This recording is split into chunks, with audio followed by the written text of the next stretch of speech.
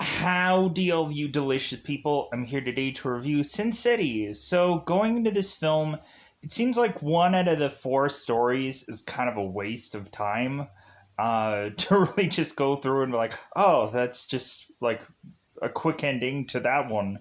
Because we, of course, have the Hardigan story. We then have the Customer's Always Right story. We have the Marv story, kind of mixed in with Goldie.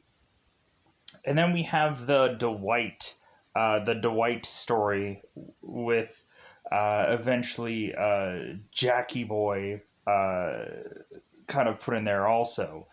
So,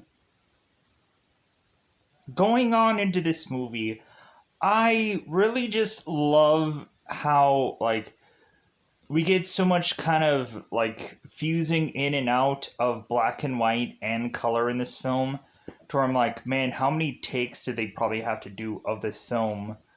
Or did they shoot it all at once? Or did they have to go through like this kind of like variation of how to approach this? Like, I don't know. Like, it would be kind of interesting to see like the behind the scenes of this film just to see how it is all broken down. The funny thing about this movie, though, we have the story that is called The Customer's Always Right, was actually done well before any part of this movie was even to be put together because it's the easiest part of this whole entire movie. And so, going on into this film, like, I can really enjoy this Sin City film. I like the kind of noir kind of approach to this. Uh, I can enjoy the stories. The only problem that I really have is when I was to go into watching this story, I had to go through and like make my way through a bunch of credits a lot. That's the only real annoyance is when in seeing this in one fell swoop of the thing, knowing that there's more stories to be told here. Like I just get really annoyed while I'm having to like fast forward to try to get through credits to get to the next story, knowing that there's more to be told. So, and like really the stories are interesting. Like we have this kind of old fashioned detective film going on here, and really like Frank Miller and Quentin Tarantino's like style here. It's kind of a throwback kind of approach to doing a movie, and we of course have Frank Miller within the Marv story, and so yeah, like really interesting, like a fun film, and of course we end up of like also getting to see at some points in time women without clothes on, which is a always a easy win for a lot of people. But yeah, so or just women that are just wearing like next to nothing through a huge chunk of story, which is always great. Uh, so so yeah. With that said, I like. How could you not like this film? If you don't, then I'm kind of curious why you one went into this video, or two, like maybe you're just like, yeah, I would hope that this person hates this movie because I hate it. Yeah, like I like noir kind of styles. I like a person that is to narrate what's going on as long as it's handled well. Like I can enjoy this story, like even though it feels very old fashioned, it's still fun how we have these characters kind of broken down and whatever. But I'm also gonna try as much as possible to try to get this done as quickly as possible. And so not every second to second of dialogue will probably be put on to the spoiler variation of this. But excuse me. I'm going to try as best as possible to also get through this film. So, with that said, currently at the second this recording, Sin City can be shown on Showtime if you just so happen to have that app. you can dare in fact watch Frank Miller's Sin City. If you conveniently don't have that app, because I know people don't, I can come up with a free option for everybody. So you could go out of your way to see Sin City any number of places. I have a number of apps that I can let you know where you can go and find these said things. You can go conveniently right now onto a Google store and search the word movie app. And you can there, in fact, find an app called Play HD TV. And you can download that app and there, in fact, watch Sin City absolutely free. You can also go on a Google search and search the word letter C movies. So, C movies, 2 words.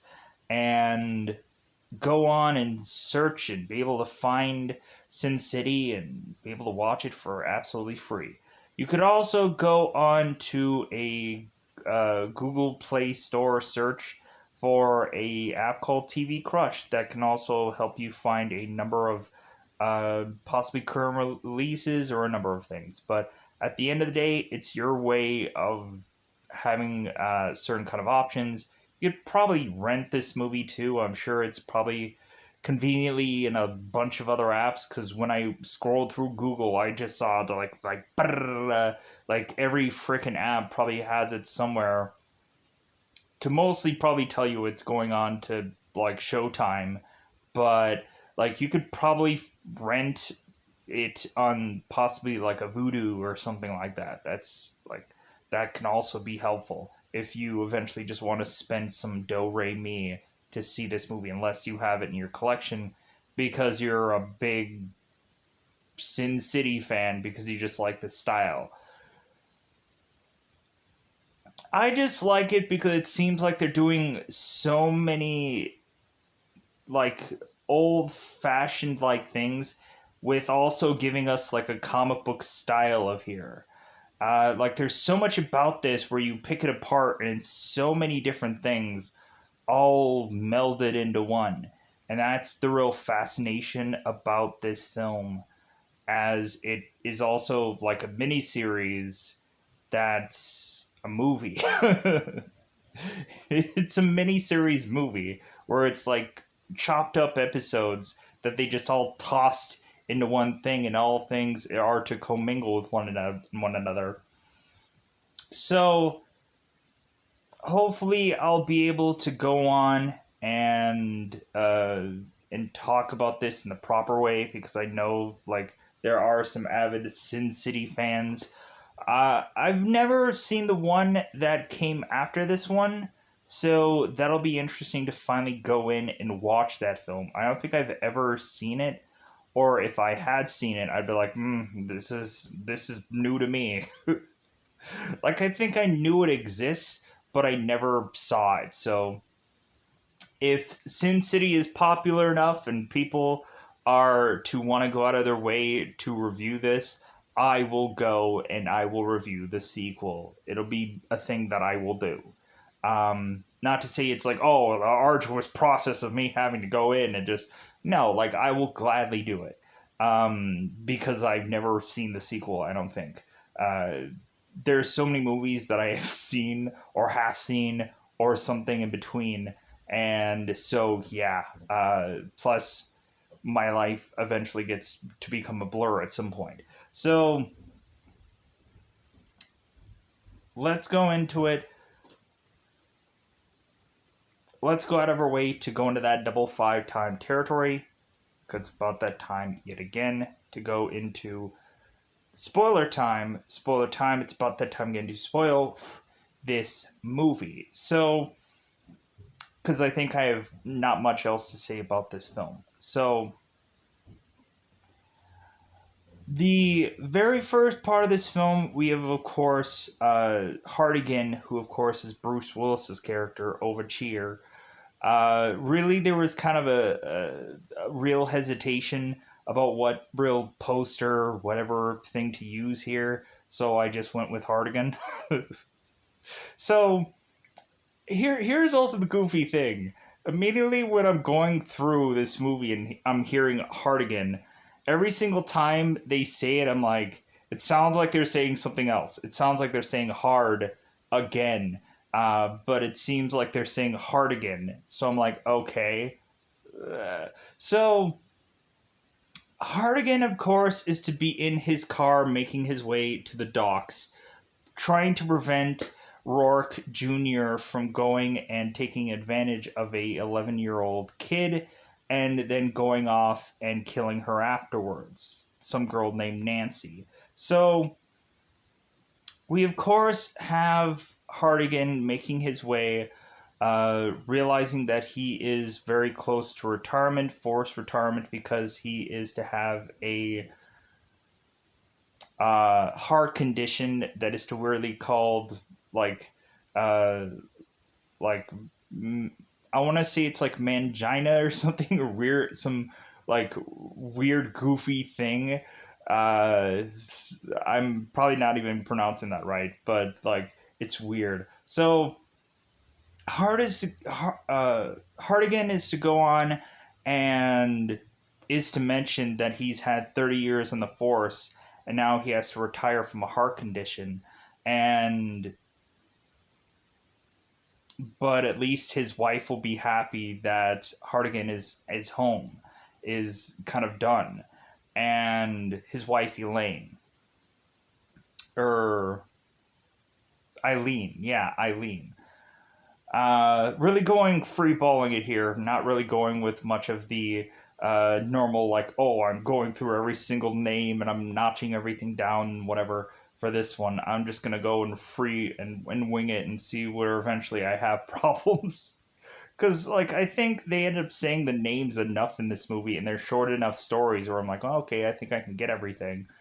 So, so we have Hardigan going on to the docks, and when he is to go on and get to the docks, he is to meet his partner Bob. Bob, of course, is to call for backup, and really, Hardigan is so upset with his partner because it's like, dude, by the time that backup gets here, not only will Rourke Jr. go through and hurt this girl, but then kill her afterwards. So, like, we have to go and we have to go in now. So, we end up, of course, having Bob just kind of going in there with not wanting to help out Hardigan, and reminding Hardigan about his bum ticker, and like, hey man, like, think about your bum ticker, think about your wife Eileen, like, think about all this stuff before you really decide to go in there, like, think about your retirement, so on and so forth. So Hardigan turns around and clocks his partner, and he's like, hell of a way to end a partnership. So Hardigan goes and is to find these two guys going on and on and on about this car. We have one guy who's to be called a schlub, and I think a guy named Clump, who are going on and talking about this Ferrari, and they're going on and on about the details of it. And so Hardigan, while they're going on and on enamored about this car, Hardigan is going to slug them with his pipe, trying to make it quiet. After he goes on and takes these two out, then he pulls out his gun because it's time for him to not be so quiet. So we again have Hardigan going on and trying to get his heart to stop beating so much, but it won't. And so Hardigan is to fall over and is to, of course, like, be banging onto the ground, like trying to like get up, old man, like, come on. So Hardigan goes off and is to find uh Rourke Jr., of course, with Nancy, young Nancy.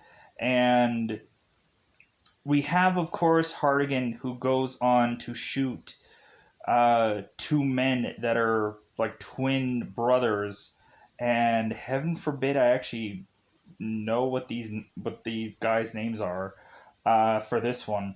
Um, no, not gonna have them. Oh well. So we end up having these two twins being killed. Good enough, right? So I just didn't take the time to figure that out. So we then now have, of course,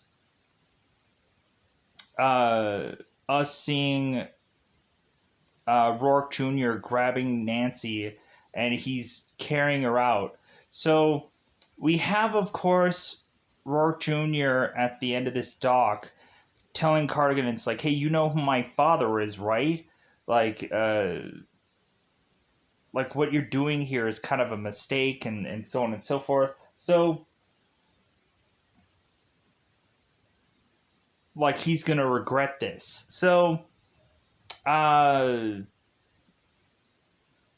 so eventually Hardigan is to go and shoot, of course, Rourke Jr.'s hand off, and then when Rourke Jr. is now on the ground, we have Hardigan who ends up shooting, of course, Rourke Jr.'s like twig and berries off too, like taking his one weapon and then going after his other. So all of a sudden we have Hardigan tempted to kind of finish off the job.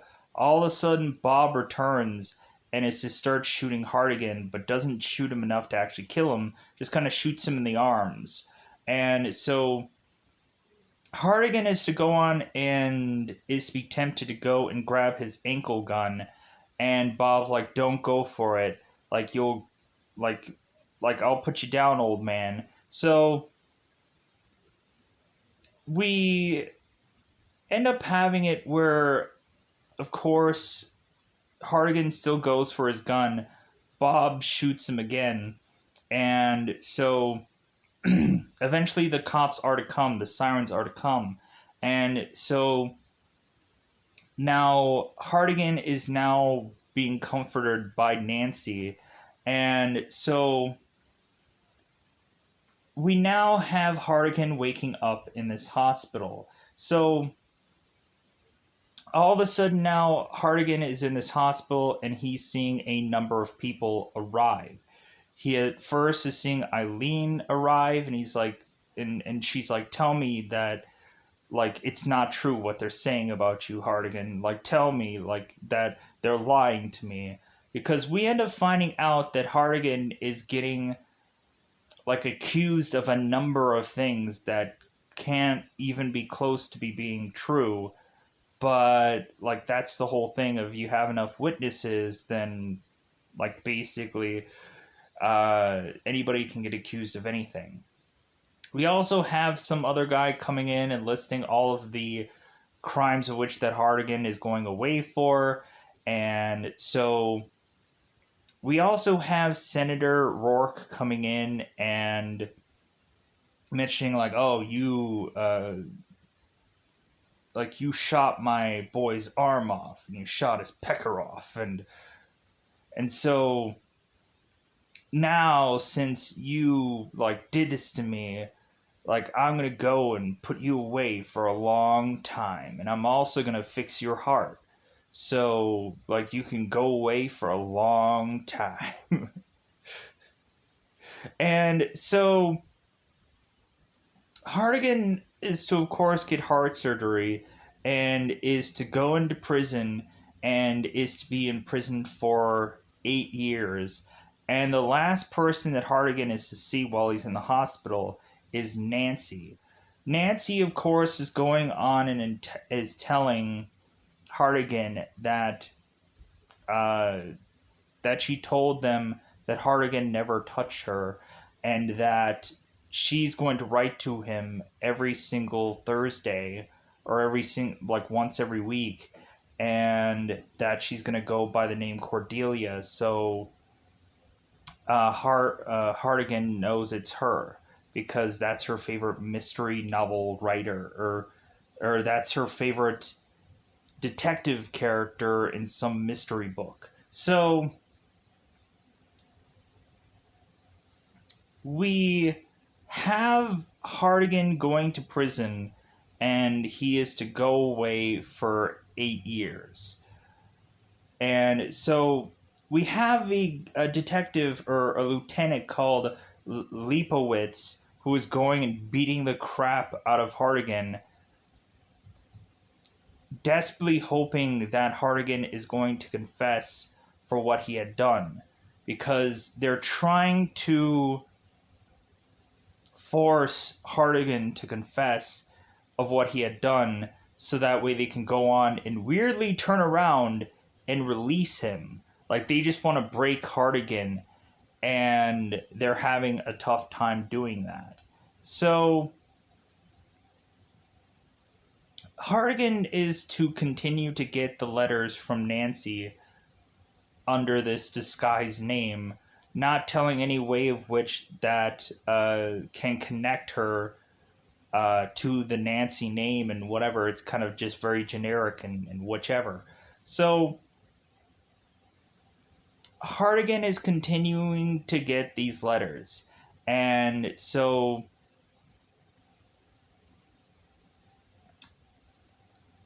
Hardigan eventually is to remake it back into his cell one day to find the yellow bastard, who of course is to be Rourke Jr., who has gone on to forcibly have a procedure done on him that is to recreate his manhood.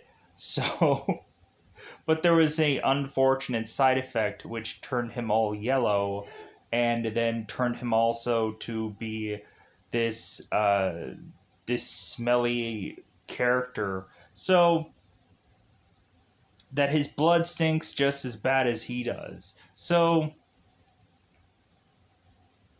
we have, of course, Rourke Jr. going on and hitting, of course, Hardigan, and Hardigan eventually wakes up in his cell with a letter that has a finger in it. And so Hardigan is to assume that the finger is actually to be from Nancy. And so Hardigan goes on to call a attorney who has the name Lucille. And so Lucille is to be this really hard-pressed lawyer that is to, of course, want to get Hardigan off.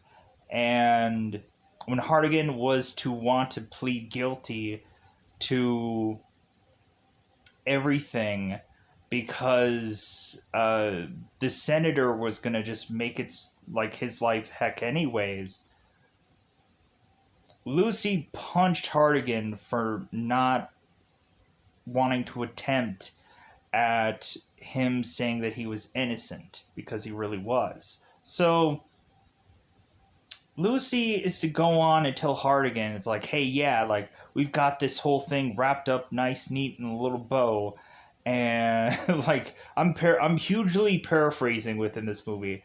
And, like, she's basically saying that Hardigan is going to get out of here for time served, and they're going to turn around and sue these people for wrongful imprisonment, and Hardigan is gonna go and be a rich man and all this other stuff. And Lucy's just like, yeah, like, we're gonna get him for all these things, and we're gonna figure out who did all this, and so on and so forth. And Hardigan is like, the only thing that I'm doing is I'm confessing. I'm confessing to everything. And Lucille ends up punching Hardigan out again. And so he goes on and confesses to everything.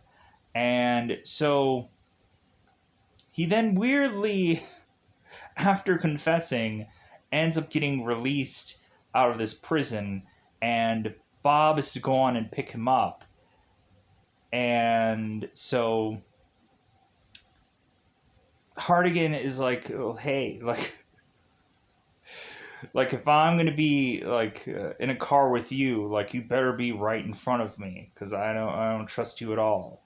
So Bob is telling Hardigan, it's like, well, hey, like you know what, like you made me hate myself, so good for you. So we have Hardigan, we have uh, Bob, and so Bob is mentioning that Eileen had gone off and remarried some other guy 4 years ago and had kids. And Hardigan's like, well, good. Like, I knew Eileen would have made a good mother, and it's good that she did that. So we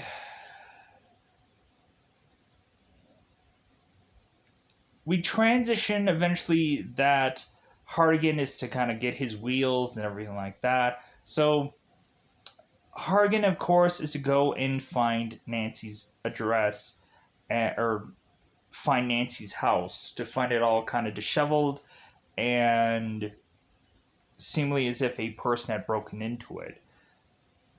And Nancy's to mention that she has had people kind of break in there before once Hardigan meets her.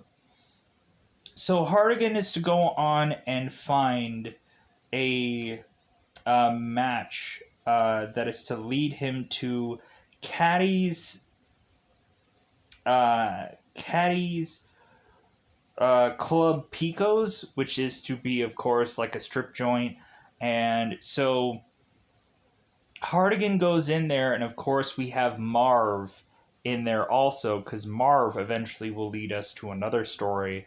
And so this is kind of like a perfect connection here where we kind of see like this happening somewhere later, this same exact scene in another scenario of this film.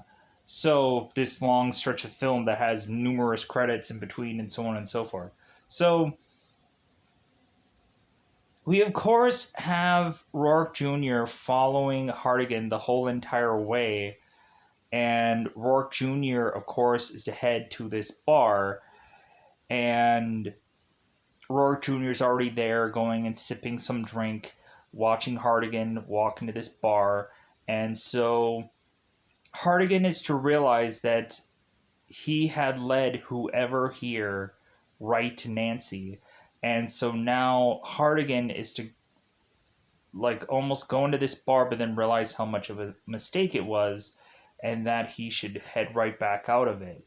So we have Nancy, who is up kind of just dancing around, roping it up. And so we all of a sudden have Hardigan trying to leave, but Nancy notices him, and she immediately is to jump over everybody to go and give Hardigan a hug because she missed him, and plus it's been like 8 years. So Hardigan is telling Nancy to go and get clothes and get it in a hurry because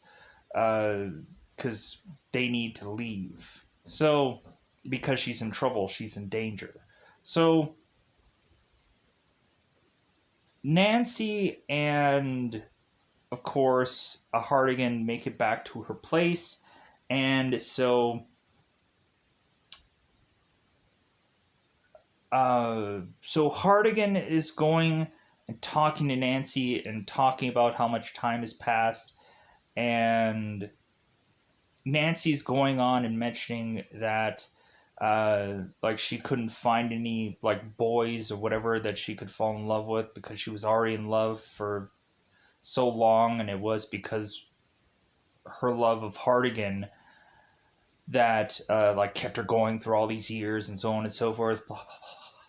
So both Nancy and Hardigan are kind of are kissing here, and Hardigan is to go off and like, no, like there's wrong and there's wrong and then there's this, like no, like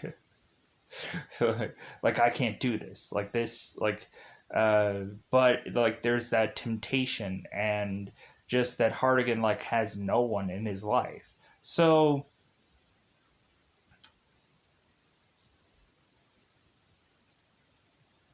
eventually what ends up happening is that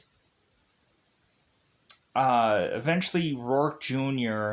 ends up going in and breaking into this place and going on to hang now uh, hang Hardigan. And so we of course have Rourke Jr. going on and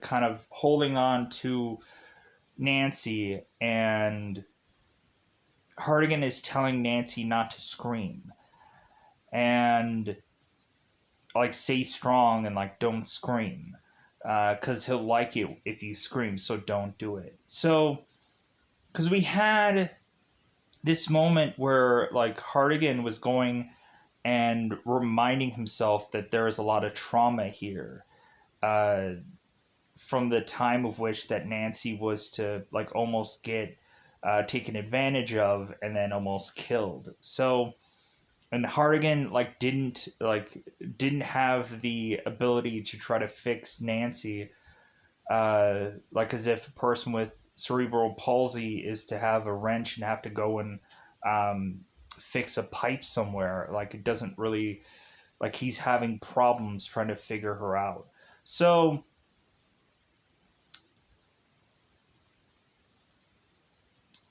eventually Rourke Jr. is to go on and take Nancy, and so we of course have both the two guys from before, the guys that were talking about this car, and like they of course are waiting to come in to go after Hardigan and kind of collect his body. And so Hardigan, who is now hanging because his table is now like tossed off the table that he was kind of like touching against so that way he can continue to breathe. Hardigan is all of a sudden hanging, and so he's like, "Hey man, like stiffen your neck, like go and like swing back and forth." He ends up crashing into this window and conveniently can get this big chunk of glass off of this window conveniently, right? And so Hardigan goes and cuts his hands so that way he can get free, and then eventually, I'm assuming, cuts the rope so he can get out of this whole ordeal. And so, when the two thugs come in, going on to try and collect this body, which they naturally assume is dead, they find out wrong. That Hardigan is going off and killing these guys. And so, the one clump guy, he ends up going and taking and pushing him near this window with this broken glass and saying like, "Hey, like I'm gonna cut your dang head off if you like don't tell me like where this guy is going." And so the guy ends up mentioning the Rourke family farm, which when eventually Hardigan goes to this family farm, we also see Kevin, who's Elijah Wood, which we'll actually see in a separate story in one of these things here. So Hardigan is to go on to make his way to this barn, and so when he is to make this barn to find Rourke Jr.,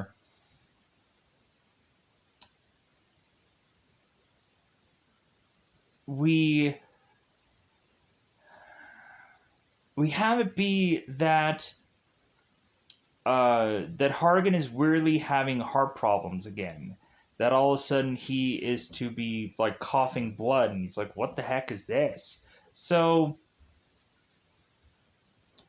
Hardigan is to go on and make it to Rourke Jr. holding Nancy, and so we have of course, Hardigan, who's kind of barely holding on to his gun, and Rourke Jr. notices that, of like, hey, like, can you even hold that gun? Can you even hold that cannon you're holding? And so Hardigan, of course, drops his gun, and so Rourke Jr. is just immediately thinking that he's like, God, like, I am, like, I've got it made. Like, I am going to just easily take out uh, both of these characters, and, like, it'll be easy, but, like, I'm going to do it nice and slow. So, we, of course, have Rourke Jr. with his blade, with his knife, thinking he's going to stick, uh, of course, Hardigan.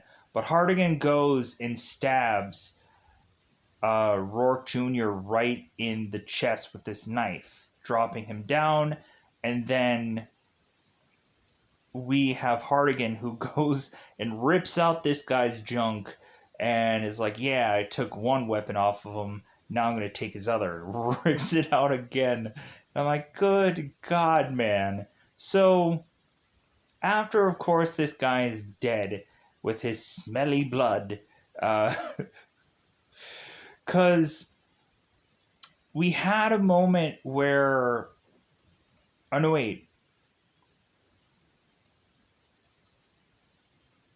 It's not.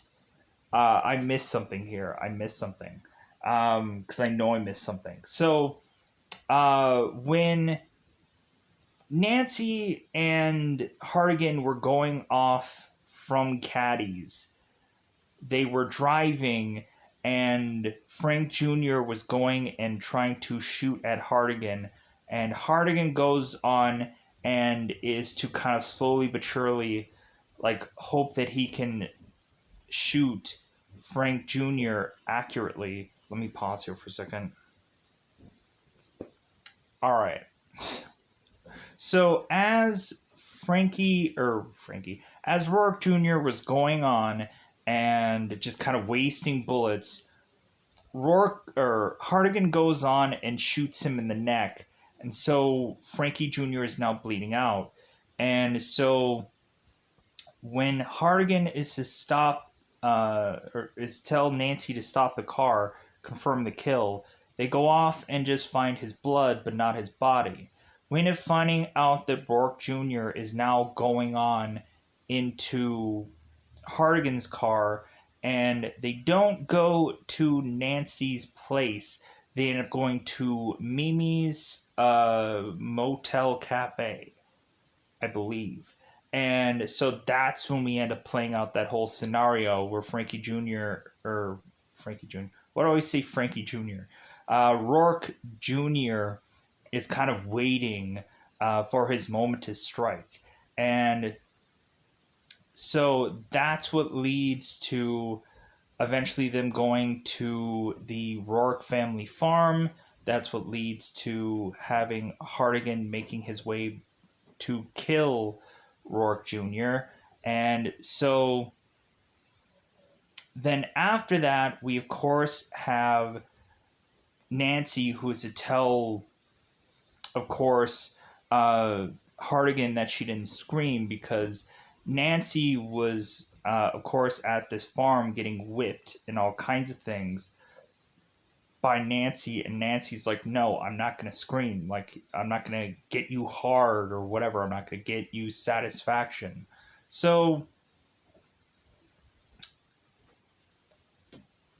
now that Hardigan and Nancy are to seemingly are going to have their, like, happy ever after, Hardigan is to tell Nancy, like, hey, like, go on. I need to stay here because I'm going to go and, like, finish this whole thing up, get everybody arrested, call in the Senator Rourke and get him booked and everything like that for all this whole shindig. Like, I'm gonna go and pull a grenade on all of this stuff, and it's all gonna work out, and so on and so forth. And so Nancy's like, okay, great. So she ends up leaving, and then Hardigan is to realize, yeah, like, then I'm gonna go and I'm going to punch out God after I accomplish all of this. Because he's like, yeah, there's no way I'm going to arrest this senator.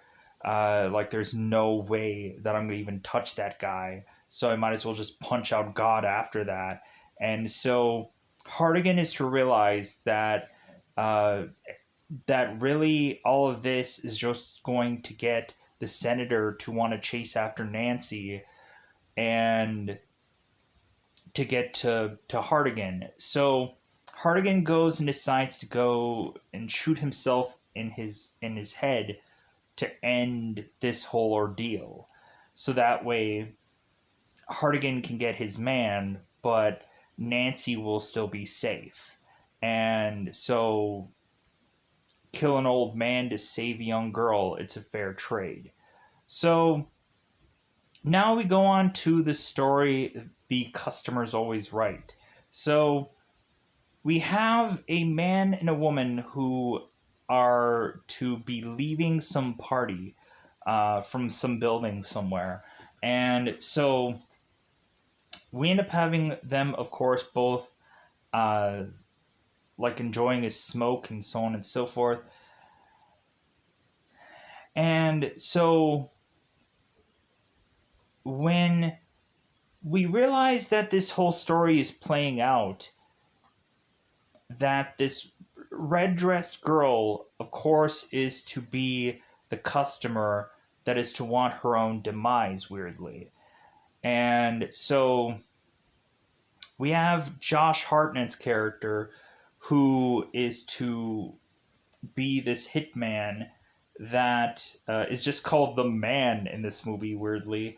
And so we end up finding out that like it seems that Josh Hartnett's character is to play this role like as if he's to be like this woman's lover, weirdly, where he's to go on and mention that he loves her figure, he loves her voice, he loves her eyes, and that it seems like they're in some weird, bizarre romantic entanglement up until the hitman goes and kills off his customer and is going to cash her check, meaning that he's gonna collect her bounty, which like she of course I think went on to do her own self because uh, Josh Hartnett's character is to realize that this woman is like right now accepting her fate, is like welcoming what is to happen next, and she has embraced it, and that's the thing that he can possibly fall in love with her at this moment, that she is to be okay with getting killed here, like, and punching her own ticket, so to speak. So shortly thereafter this, we then have Josh Hartnett's character coming back around to be in some elevator. A girl named Becky, who we'll see in one of the other stories, is coming out of this elevator, and she's to mention that her injury isn't all that bad, and that she's calling her mom and just kind of checking on things. So all of a sudden, Hartnett is in this elevator and saying, like, hey, Becky, would you like to smoke? Telling us that Becky is going to be next on his hit list because why would he know this random girl's name? And Becky is to possibly realize that too. So, like, that's kind of it for that story. So, we now go on to the Marv story. So, the Marv story has a lot of stuff in it. So I'm hoping I can get everything roughly right somewhere in the story. So immediately we start out this story with, of course, Marv going and having some bedroom business with a girl named Goldie. And all of a sudden, after the throes of passion, all of a sudden, Marv is to realize that Goldie next to him is dead in the bed. someone had came in and killed her, and Marv didn't see one of a person. And so now Marv, his whole entire goal is to now figure out who killed Goldie. So Marv, of course, is to have Goldie's twin sister named Wendy find out that Goldie is dead. And so now Wendy is kind of going after Marv also, while he is to try to figure out who had killed, of course, uh, this Wendy girl, or this Goldie girl. So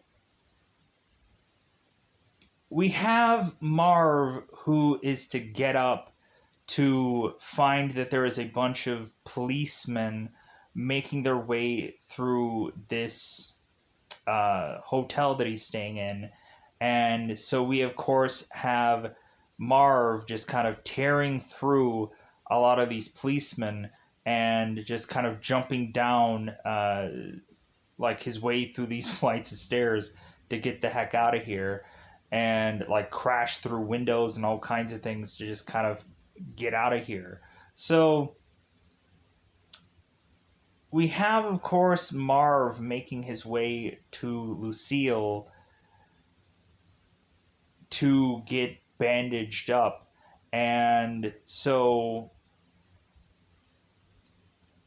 of course, Marv is to have Lucille be his parole officer, and he, of course, realizes that she sleeps with women, and he really didn't understand that, because with a girl with a body like that, like, there's, like, it makes no sense. So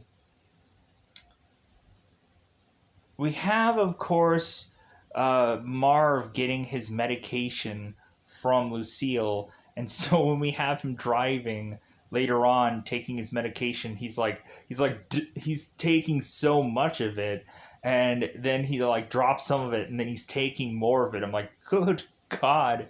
And then, because this is a character that supposedly, if he's not taking his medication, he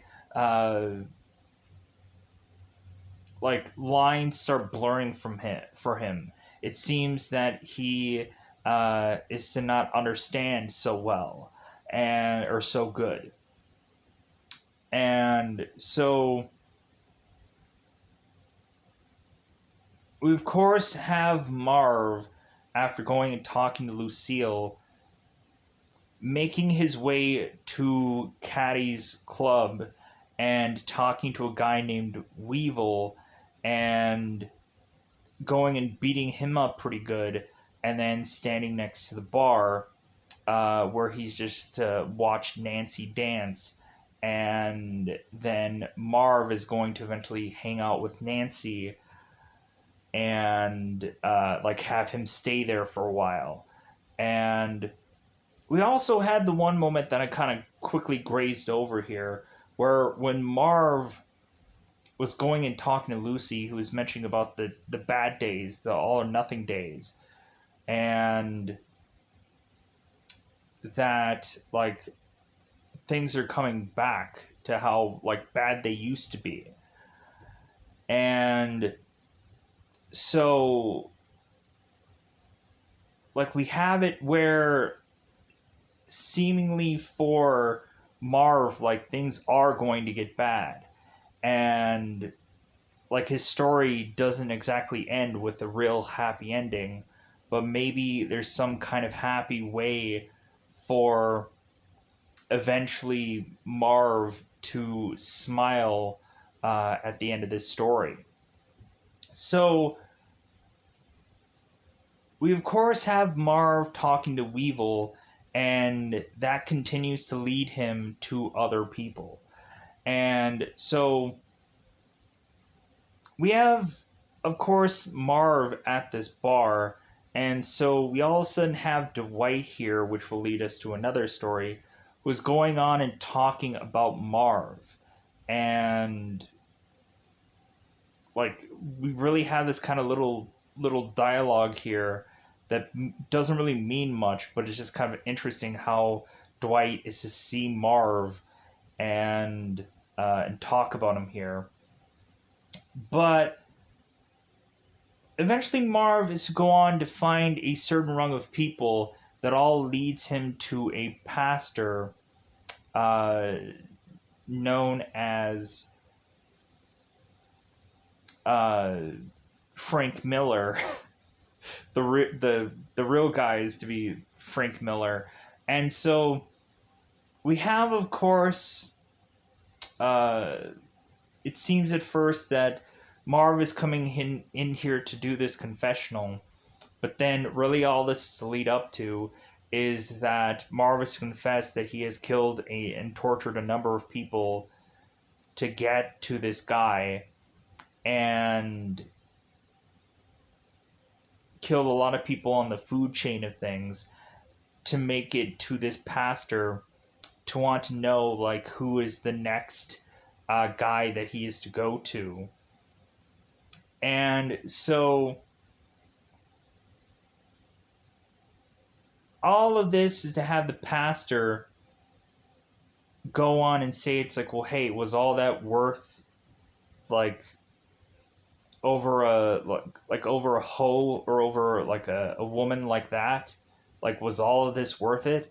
And so Marv eventually goes on and is to kill this guy, but is to also find out that he should head to this farm to get more information. And so we find Rourke, or uh, we find Marv going to the Rourke family farm, because this is all to lead up to Cardinal Rourke, who of course is the brother of Senator Rourke, and like that's how we kind of connect these stories together. So all of a sudden we have Wendy, who's going on and is running over Marv several times here with her car, and she's going to go on and kill or seemingly want to shoot Marv, but every time like she doesn't exactly connect with these bullets. But when eventually when Marv is to see Wendy, he immediately thinks that this is Goldie. So Marv goes on to get tied up, and Wendy is now slugging him with this gun. And now Gail and all of her women are just kind of watching this all this all unfold. And so, which Gail will be in another story. So Wendy goes on and is to, of course, start beating up Marv. And so eventually all this conversation leads up to is that Marv eventually is going to work with Wendy, and he goes on and just easily takes down all of these ropes, and Gail's like, oh my god, I I tied all those up. There's no way he could have gotten out of it. And so Wendy's like, wow, so you could have gotten out of that whole time, and you didn't do anything.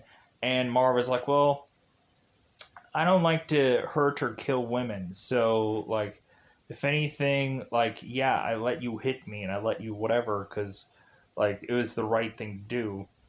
And so when both Wendy and Marv team up together, we then have Marv telling, of course, Wendy the information about this is all leading to Pastor Rourke. And Marv wanted to go and shoot the statue of Cardinal Rourke in the like between the in the temple. And so Wendy is to mention that Goldie was to be working for the clergy. Like, she was to be, like, working for them. And there's a whole nother reason why why this is to all play out the way it does, and we'll get there. So now Marv is to make it to the uh, the Rourke family farm, and when he goes there after like Kevin is to show up, and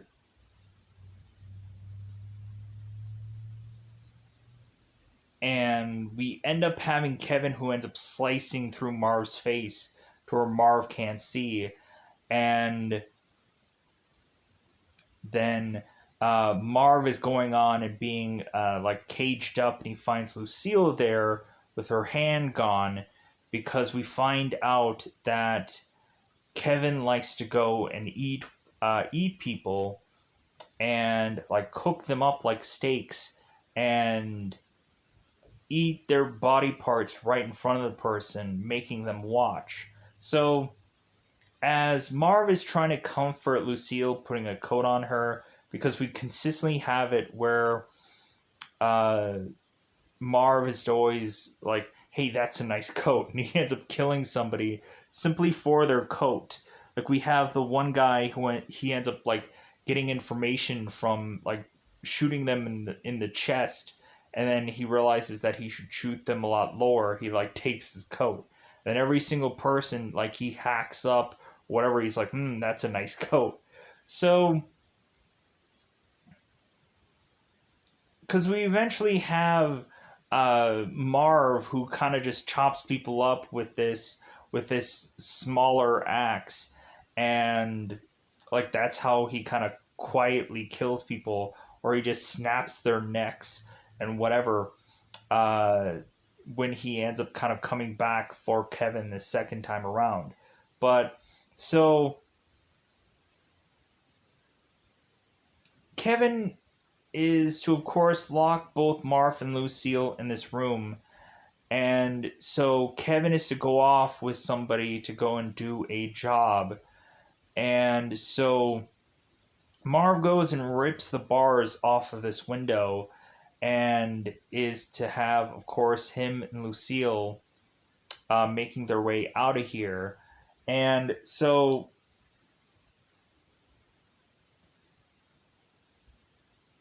what ends up happening is that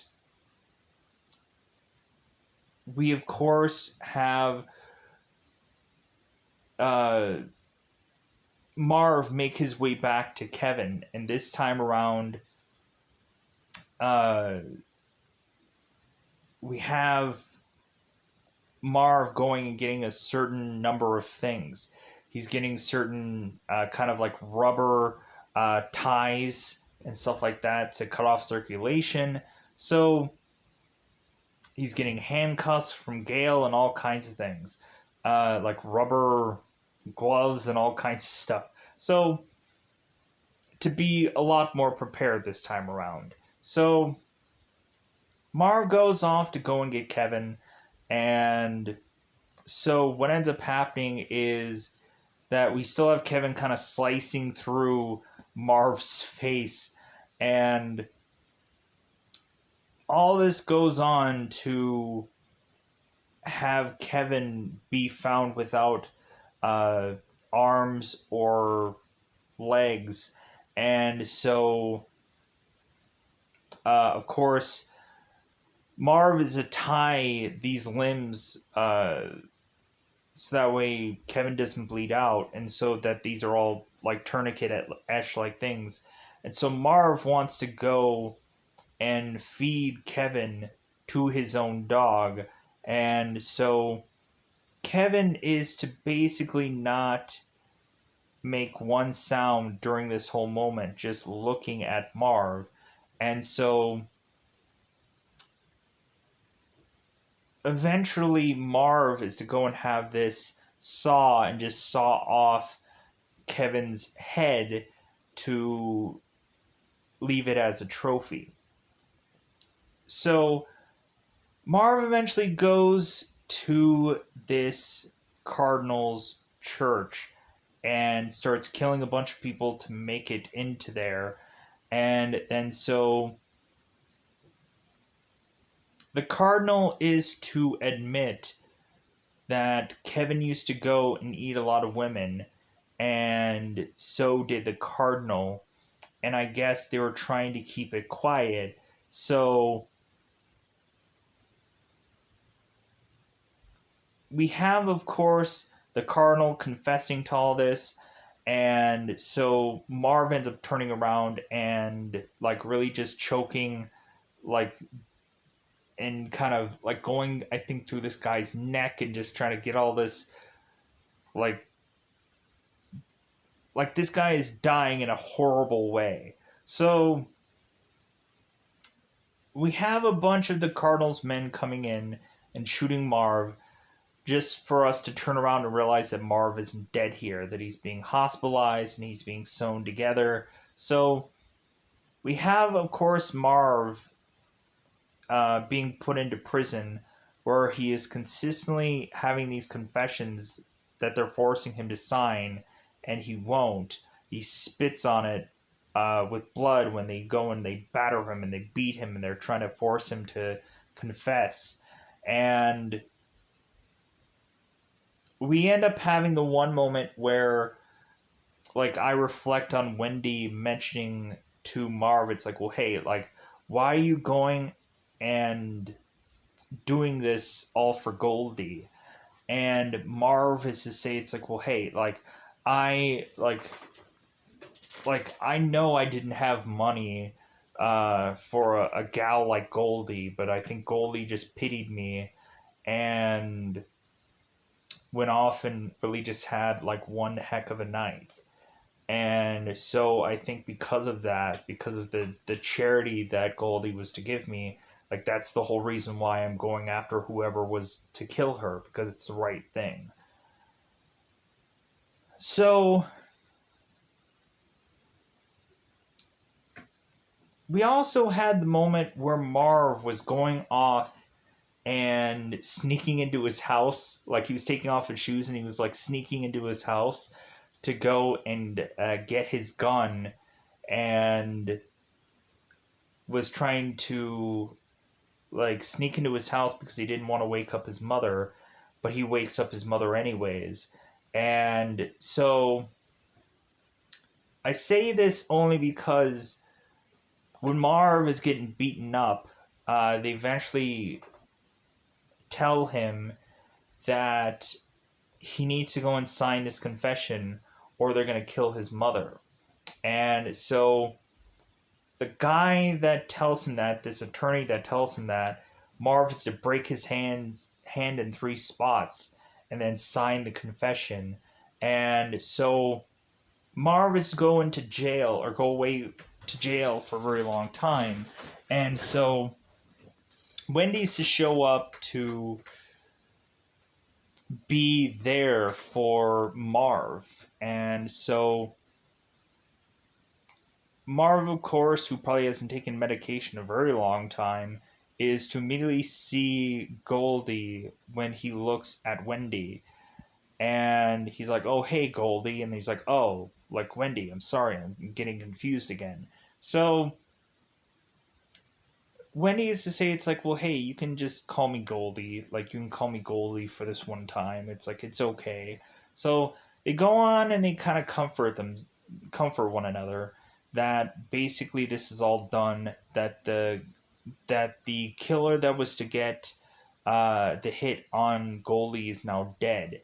And so Marv goes on and is to, of course, like have the book being thrown at him when he's in this court, and so he ends up going to prison, and he, of course, gets the electric chair and is to get roasted.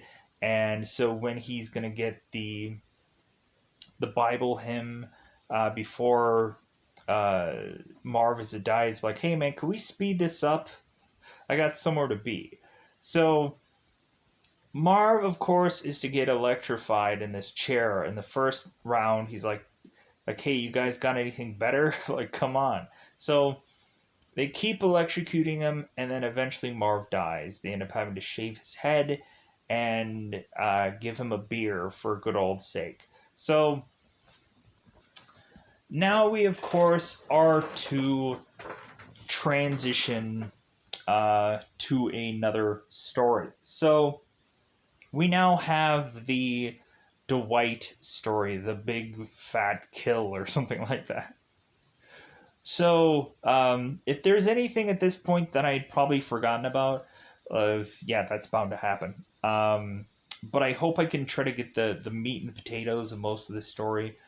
And I know this is a long one because there's just a lot of stuff going on, especially in that Marv story. There was a huge amount of stuff going on there, like so much stuff going on. Um, but there was a lot of really good action coming out of that. So let's get into this one. So Dwight, of course, is to be going and having, of course, an affair with a girl named Shelley. So Shelley all of a sudden is to find her actual husband, Jackie Boy, at the door. And so we, of course, have Jackie Boy wanting to come in with his friends. And Shelley's just like, well, hey, like, not tonight, kind of thing. And so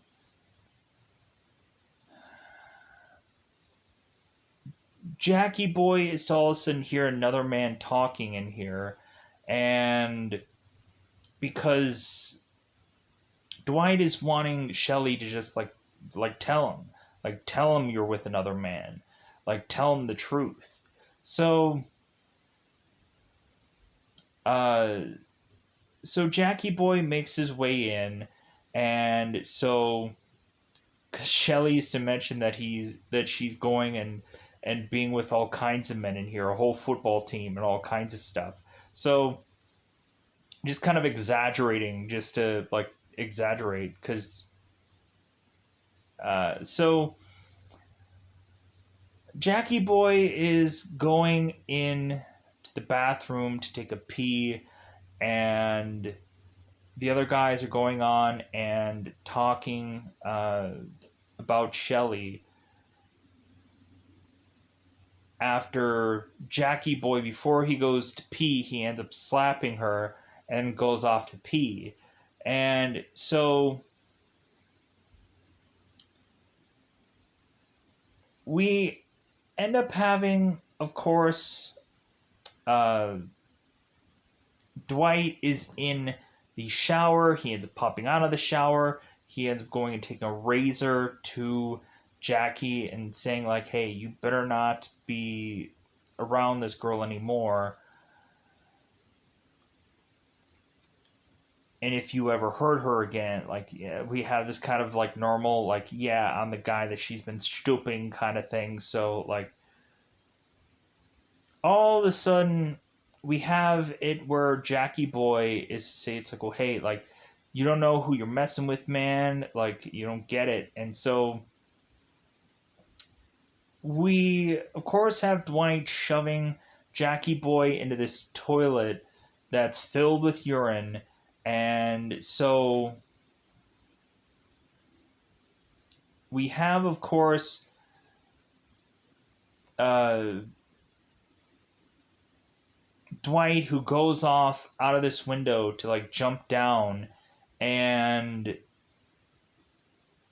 Dwight is really tempted to go after Jackie Boy and kill him, and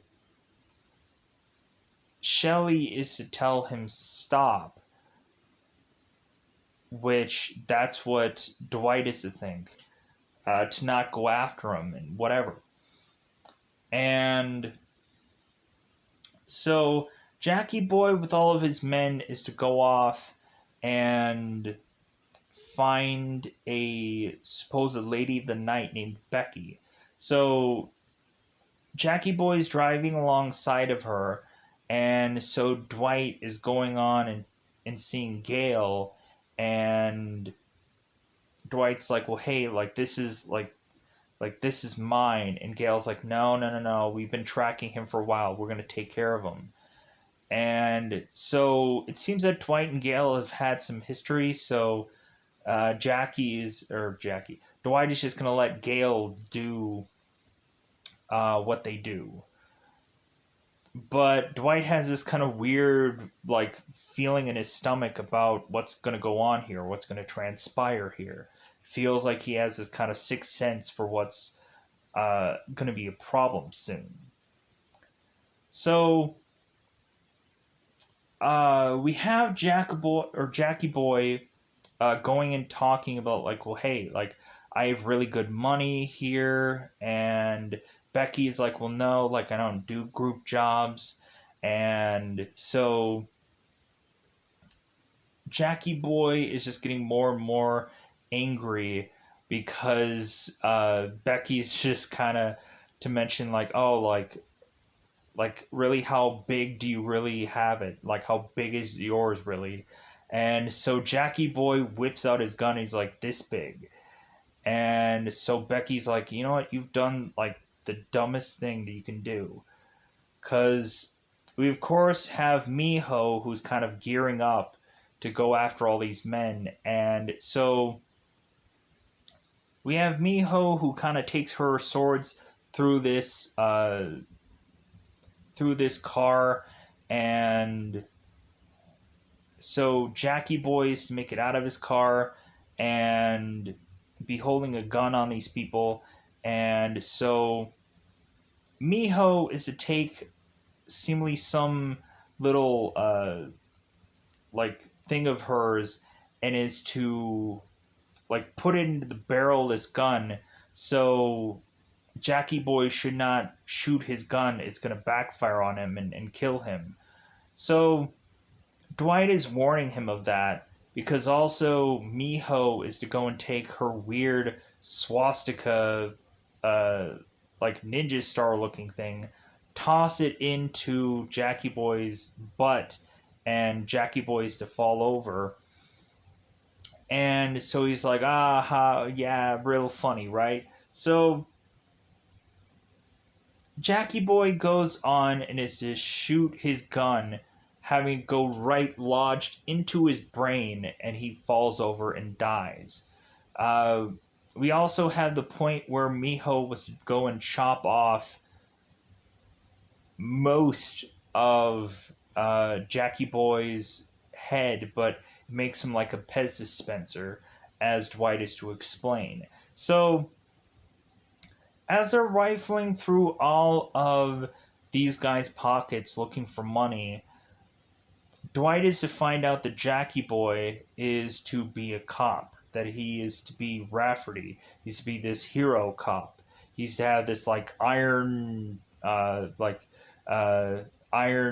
Jack, whatever title, whatever goofy nickname that this guy was to get. And so all of a sudden, like, Dwight is like, oh, like, we messed up. Because we find out that Shelley was actually not saying stop. She was saying he's a cop. And so that's what evidently Shelley was to say there. So now Gale is kind of really just like scared now. She's like, oh my god, like, or like kind of Becky's kind of much more scared than anybody else, but like they're all kind of concerned that this is going to go back to the bad days, and that the cops and the mafia are going to be at one another. And so Gail's like, hey, we got enough guns, like, I think that we're going to be fine.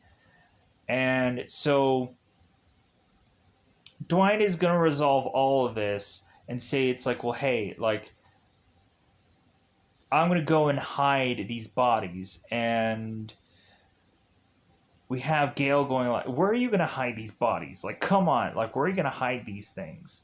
And like there's no way that they're not going to go and look for these bodies in sewers or rivers or whatever. Like, you got to find a real, like, a real good place to hide these bodies. And so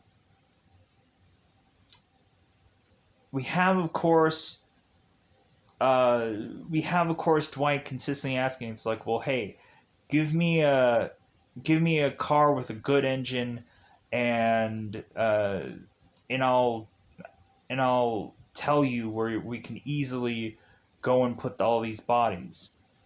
And then like more and more disagreements are happening. He's like, well, hey, give me a car with a good engine and a big trunk, and I'll deal with this. Like, so the trunk is too small, and so they have to chop all the bodies up. And so uh, Jackie Boy is to be in the passenger seat of this car. And so while Dwight is driving on to this place, we then have some police officer in this motorcycle wanting to pull Dwight over. And so immediately his thing is like, hey, have you guys been drinking tonight? And Dwight, of course, is saying, it's like, well, my friend has, but I haven't. We have, of course, Jackie Boy that is talking to Dwight this whole time. And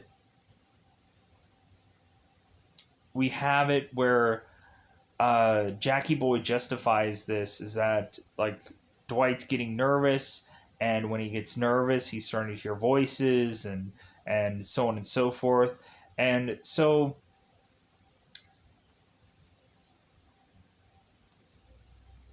Dwight eventually is to be having this police officer just giving Dwight a warning that his light is out, and that's the reason why he was pulled over, that his tail light is out. And so he's like, oh, okay, all right. So the officer leaves, and so Dwight is to slowly but surely be running out of gas. And Jackie Boy is telling Dwight, it's like, hey, you're not going to make it to these tar pits. You're not going to be able to get rid of these bodies. And, like, what are you going to do? Call AAA? Dwight's like, no, we'll make it there. Like, this car will make it there. So Dwight goes and pushes this car on to make it to the tar pits, all of a sudden to be shot by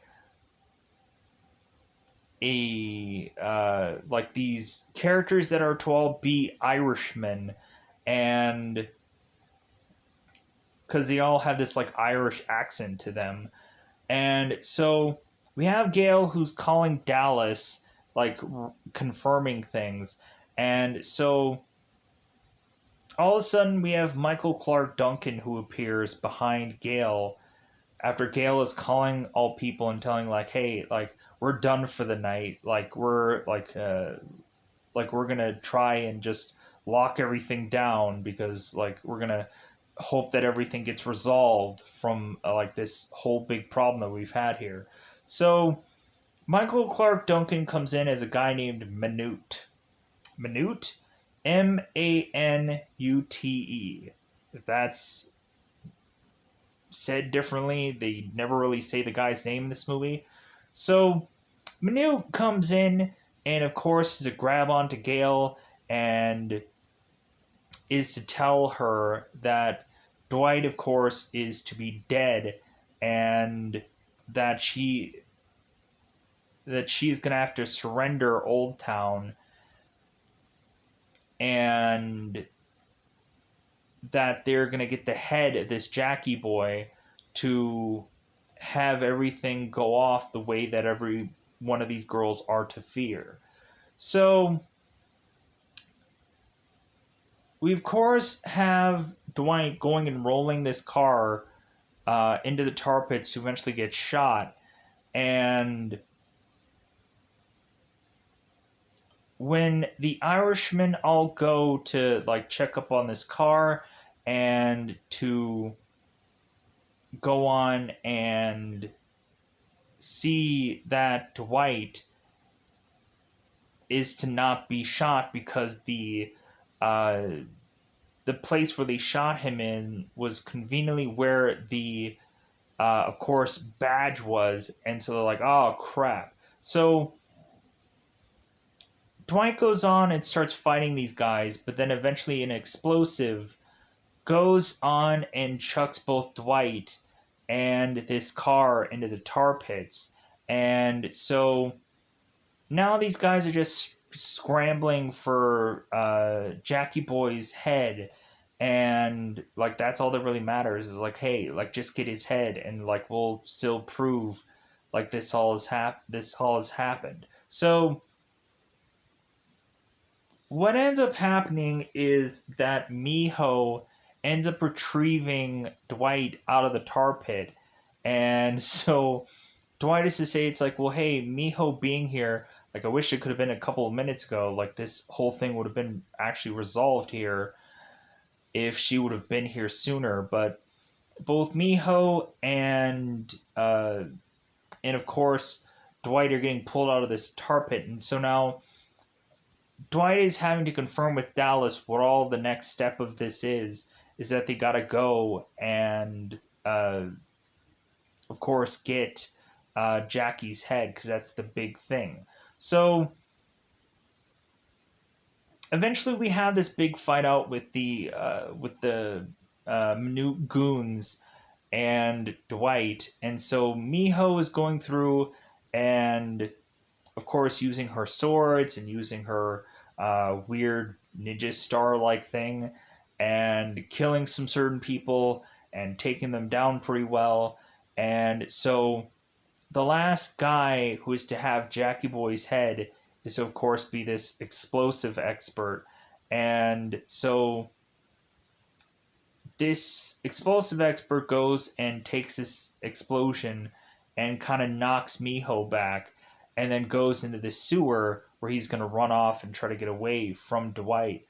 But Dwight goes in, like, kind of guns blazing into the sewer, and so this explosive expert is to say, like, well, hey, like, it's lucky that I didn't shoot you right in the ear, like, but it's too bad because my gun is too wet that I can't fire it off. Then this guy is to say, well, I don't actually have a gun. What I do is I just, like, detonate people and use my explosions. So Dwight is to step right into some bomb and he gets knocked back. So what ends up happening here is that Dwight ends up going and killing this guy, getting this head. And so now Dwight is going to make a deal with these people to tell them, like, well, hey, like, we're going to go and trade Jackaboy's head for Gale. And, like, that's going to be the deal. So Dwight shows up, and so now, like, Minute and all of his men are to show up, and so Becky is to kind of, like, see that Jackie Boy's head, like, his mouth is to be taped. She's like, why is his mouth taped? That seems kind of weird. Like maybe there's something wrong with his head. So Dwight gets Gale, and like when Gale was getting tied up, she ends up going and ripping like a part of Becky's neck, and she's like, "Oh my God, you could have like hit my jugular, you could have like killed me and whatever." And so Gale's like, "Well, you deserve that." As we end up having one of Minute's men getting an arrow into the chest, and he's like, "Hey, like it just went right through me." It's like, hey, this is great. And so they end up finding the note about the whole offer. And so this same guy ends up getting hit with an arrow in the head and dies. So, because Miho ends up shooting this arrow and killing this guy. So they go and they do this offer. And so we eventually find out that Jackie Boy's head is to have an explosive in it. And Dwight has hit the detonator, and so now We also have Dwight, who has all of the women with all of their guns, and we have these kind of weird, goofy moments where these women are kind of firing off these guns weirdly. Like we have one girl who kind of has to like weirdly, like as she's firing, she has to like move her arms weird. Like you can kind of see like this one girl, like I don't feel like she's ever like fired a gun in her life or fake fired a gun, so it like looks weird, like as if she's like consistently like, hey, I'm gonna go and shoot like this, where it's just like me like weirdly, and I'm like, okay, like that girl out of all this group just like, I guess everyone else is just to like fire away and whatever, but this girl, she has to like weirdly like move her hands with where she's firing. I don't know, it was weird. But all these girls go off and kill all these men, leaving Becky to now go through some sewer system and to eventually make her way out of here. So both Dwight and Gail are to, after this whole chaos has happened, they both kiss because it seems like these two were going to at some point be a couple.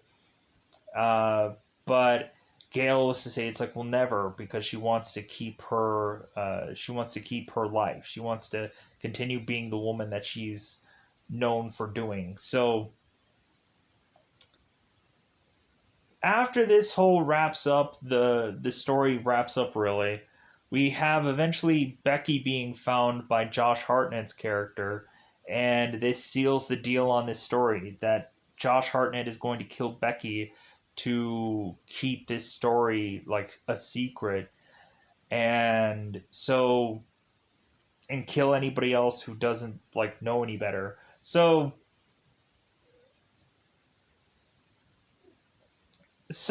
yeah, with that said, I think that covers most of this story. I know I didn't get through a lot of the dialogue. I apologize about that. You're gonna know that dialogue for me is just kind of hit and miss. Um, but I overall enjoyed this kind of like detective noir kind of story approach, whatever. But speaking of approach, I think I'm going to approach my way out of here. Very tired, especially with this like review. I'm just like, oh my god, like this one was a very long film that like 2 hours and change. This one was just because of how much like you have like so many credits I had to like fast forward through and so on and so forth. So let's see if Sin City 2 will be interesting to people. But I am going to get out of here. Goodbye, everybody. Bye, everybody.